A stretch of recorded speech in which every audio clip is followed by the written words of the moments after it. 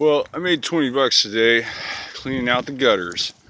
So I'm heading to town to get some propane. And on the way, I thought I'd show you guys a little ride in town. And I'd tell you guys a little bit about the Cistercian order. That way you guys know that I ain't working off a script here. I'm just speaking out of my dome. I don't want you to think I'm bullshitting around. Anyway, this is Chambers up in South Eugene. We're gonna head all the way down to 18th. It's kind of a cool ride. It might be even cooler at night. Hopefully I don't get pulled over or wrecked because I don't got no lights. Whew, catch my breath. Climbing that hill is a bad boy.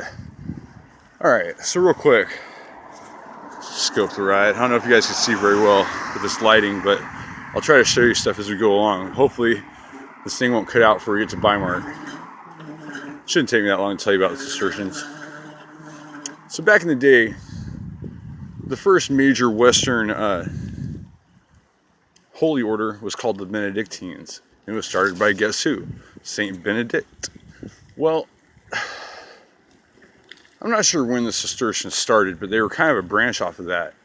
And the reason they were started is because they claimed to their superiors that they could be self-sufficient, like as in they could have all the things that they needed for the holy way of life, but without having to pass a plate around a church. Not that they didn't do it anyways, because who wouldn't, right? Well, I wouldn't. That's why I'm giving you this information over the internet for free. That's what the internet's all about, free information, bro. Whew. Check this, get steep right here, buddy. Okay, so the Cistercians, they built a little place that you may have heard of. It's called the Netherlands. And the Netherlands used to be part of the Atlantic Ocean. And that is until the Cistercians came and they started building levees and building these big water mills, like water windmill powered things, and pumping the water out of the levees. And then all of a sudden they had land. And then when they had the land, they planted this kind of grass that their sheep could eat and that was good in the salty, humid climate, you know what I mean? Somehow they knew which species of grass to even plant, kind of like we do with our lawns down in Fort Worth. Well, I gotta walk for a minute or else I'm gonna fucking wreck. Ugh. Hold on a second, boys, ladies, everybody. Okay, let me get around this corner. We're gonna glide a little more, but I just can't chance killing myself on this tree like one of the Kennedys. All right, so the Cistercians go to the ocean. They fucking build levees, pump the water out of the levees, kind of like New Orleans, and then build a country. And it ends up being called the Netherlands, and you guys may have freaking heard of it.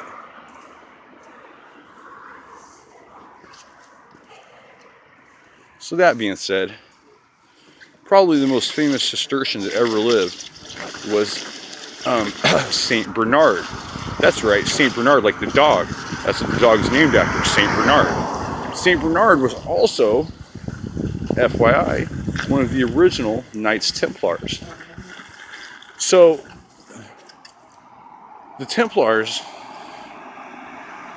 were Cistercians, a branch of the Cistercians that Saint Bernard got permission with his friend Hugh de Payens.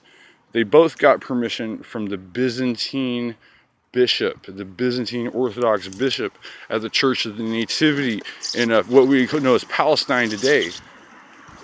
They went there, and there was 9 of them, and they rode on horseback.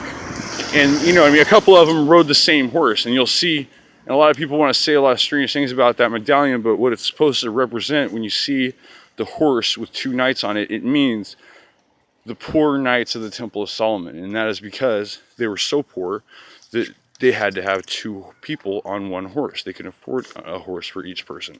So, you know, one of the vows that the Cistercians take is a vow of poverty. And that means a vow not to own anything.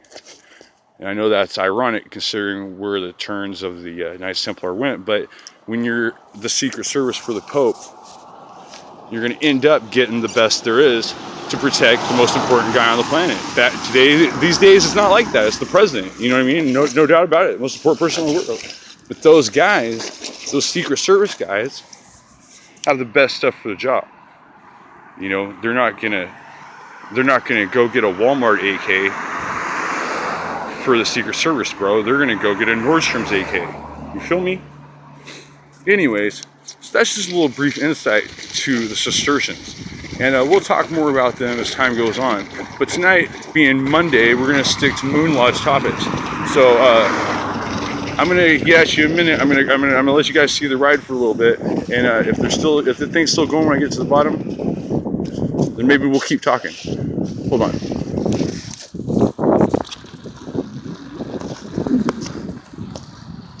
This is the ride into South Eugene for those of y'all never seen it.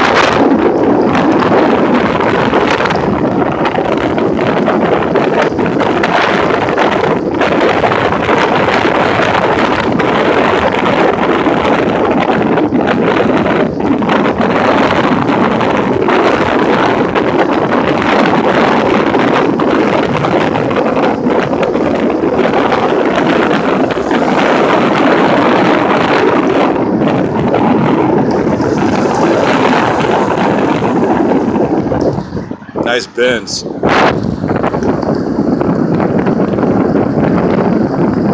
check out this guy, he's going up the hill.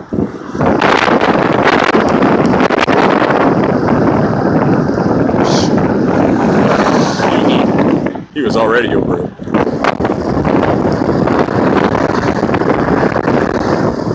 But Duster! We're gonna get that on the way home.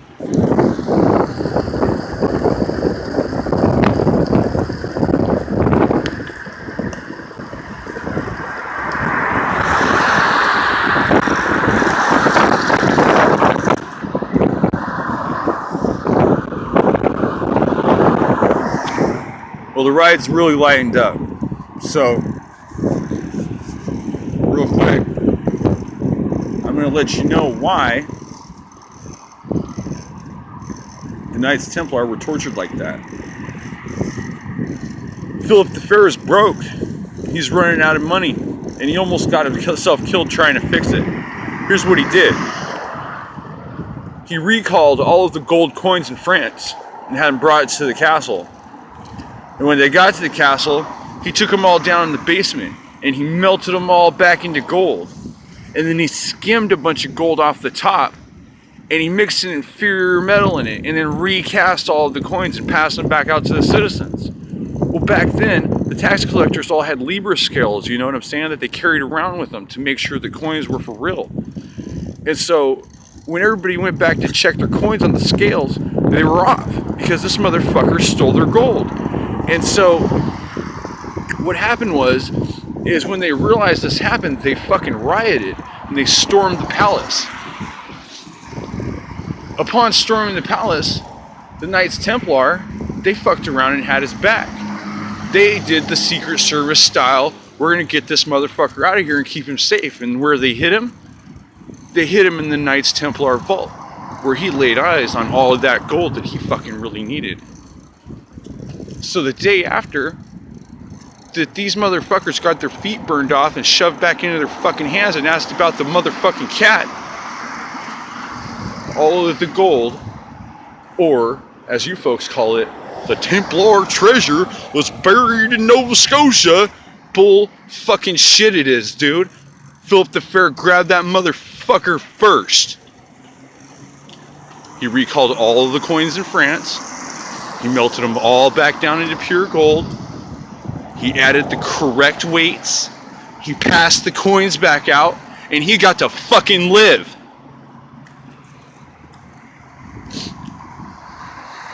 That's what happened.